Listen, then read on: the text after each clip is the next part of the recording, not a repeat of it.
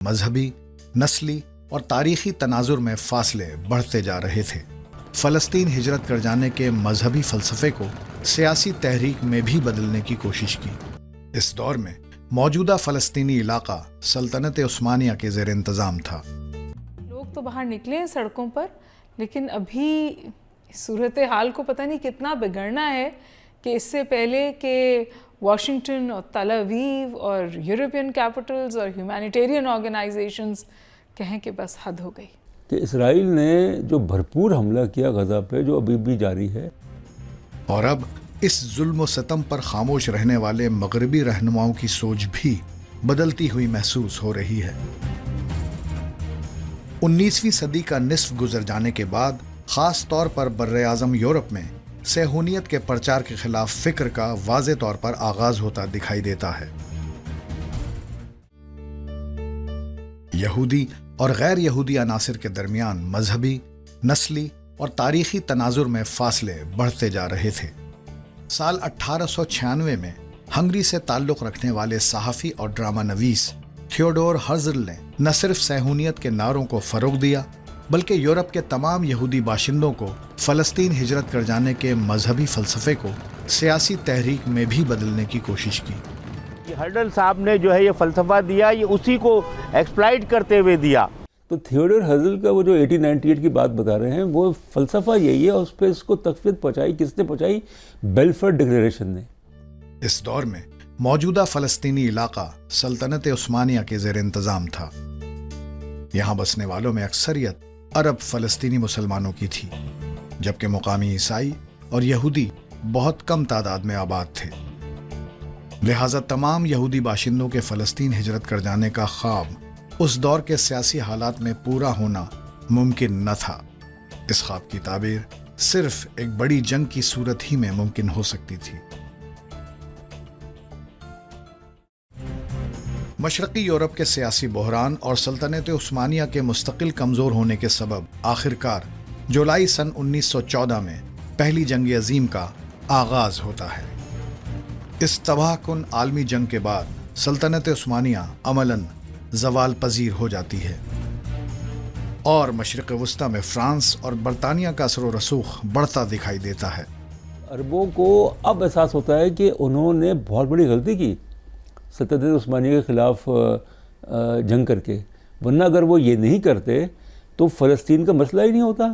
And of British imperialism ختم ہوا، British colonialism ختم ہوا، تو اس کے نتیجے میں اسرائیل کا وجود دیکھا۔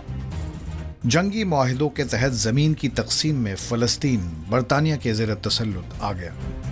خطے کی اس نئی انتظامی صورتحال میں تھیوڈور ہرزل کا خواب پورا ہوتا دکھائی دینے لگا۔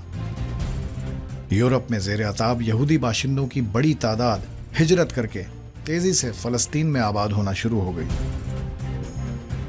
30 لاکھ یہودی جو ہے وہ گیس چیمبرز، اس میں تو ان کے اندر عدم تحفظ، خوف، اور اس وجہ سے انہوں نے ہجرت کی۔ اس وقت جیوز کے لیے یورپ اور امریکہ میں بڑی نفرت تھی، ان کو کانسپریٹرز کہا جاتا تھا کہ بھائی ظلم آپ نے کیا، گیس چیمبرز میں آپ نے بھیجا، ان کی آبادیاں کھدیڑ دیں صدیوں کے اندر۔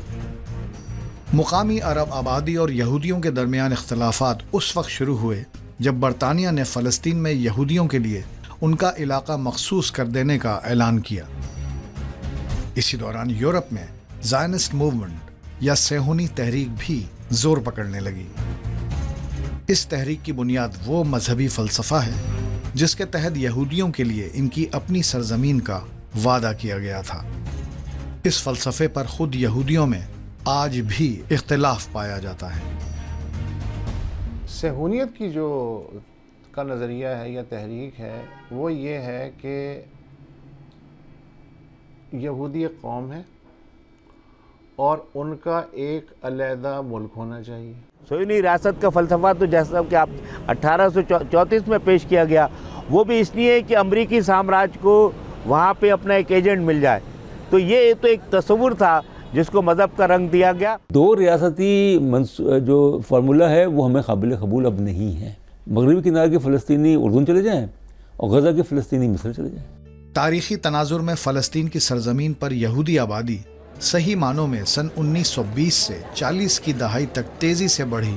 कहा जाता है कि जर्मनी में 1933 तक मकामी यहूदियों की तादाद 5 लाख से ज्यादा थी। नाजी जर्मन आमरीत के पहले 6-7 बरसों में शदीद जुल्म सितम सहने के बाद इस यहूदी आबादी का आधे से ज्यादा हिस्सा जर्मनी छोड़ गया। नाजियों ने इस अरसे में जर्मन यहूदियों पर समाजी, इक्तिसादी और फिरक़ेवाराना बुनियादों पर जुल्म सितम के पहाड़ तोड़ डाले। यहाँ तक कि हजारों यहूदी हिरासती कैंपों में कैद कर दिए गए। इन कैंपों में कैद अनगिनत यहूदियों पर जिस्मानी और जहनी तशद्दुद किया गया। इन पर साइंसी और तिब्बी तजुर्बात भी किए गए। इन हालात को बहुत से मुबस्सिरीन हॉलोकॉस्ट के नाम से याद करते हैं। इन हालात से बचने के लिए यहूदियों के फ़लस्तीन पहुंचने की रफ्तार में तेज़ी से इजाफा हुआ। लिहाजा बरतानवी इंतज़ामिया और मुकामी अरबों के दरमियान इख्तलाफात शिद्दत इख्तियार कर गए। सहूनी तहरीक ने अस्करी जत्थे तैयार करके मुकामी अरबों के साथ साथ बरतानवी तसल्लुत के ख़िलाफ़ भी मुज़ाहमत शुरू कर दी। वो बरतानिया ने अगर उनको कोशिश की कि वो इंतहा पसंदाना इक़दाम जो है वो ना उठाएं, उनके ख़िलाफ़ भी उन्होंने हथियार उठा लिए। मगरबी ममालिक ने कि ये सुनहरी मौका है, ये जो बोझ है अपने सर से उतार के इन्हें फ़लस्तीन में आबाद किया।